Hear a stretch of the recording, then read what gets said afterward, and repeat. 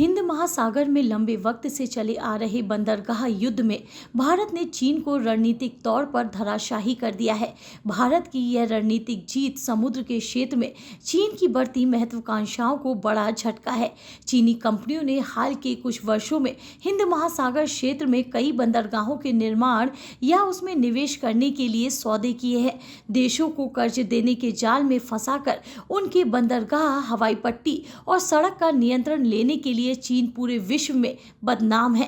South China morning post के मुताबिक भारत ने बांग्लादेश के साथ मोंगला बंदरगाह के टर्मिनल के ऑपरेशन की डील कर ली है। ये डील ऐसे समय में फाइनल हुई है जब पिछले ही महीने बांग्लादेश की प्रधानमंत्री शेख हसीना भारत दौरे पर आई थी। साल 2018 में बांग्लादेश ने भारत को ट्रांजिट और कार्गो शिपिंग के लिए चटगांव तथा मोंगला बंदरगाह तक पहुंच प्रदान की थी।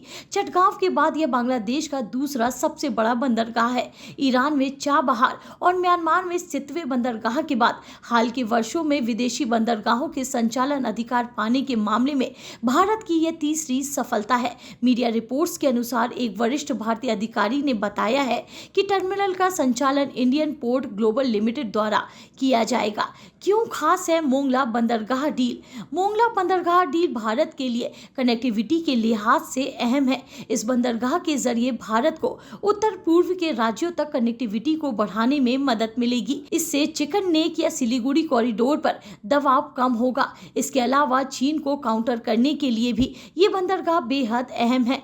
हिंद महासागर में अपना प्रभाव बढ़ाने के लिए चीन जिबूती में 652 करोड़ और पाकिस्तान के ग्वादर में 1.3 लाख करोड़ की मदद से बंदरगाह बना रहा है।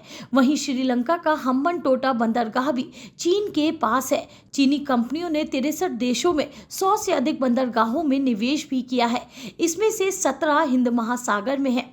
विशेषज्ञों ने क्या कहा? समुद्री क्षेत्रों के विशेषज्ञों ने इस फैसले पर कहा है कि मोंगला बंदरगाह के लिए एक संभावित बड़ा अवसर है, जिससे वह हिंद महासागर के तटीय क्षेत्रों के लिए एक समान बंदरगाह भागीदार के रूप में अपनी विश्वसनीयता स्थापित कर सकता है। इसमें संदेह नहीं है कि समुद्री क्षेत्र में भारत की पहले उतनी साख नहीं थी, लेकिन 10 वर्षों में मोदी सरकार की धारदार कूटनीति और प्रयासों से इस क्षेत्र में भारत भी एक बड़ा नाम बनकर उभरा है।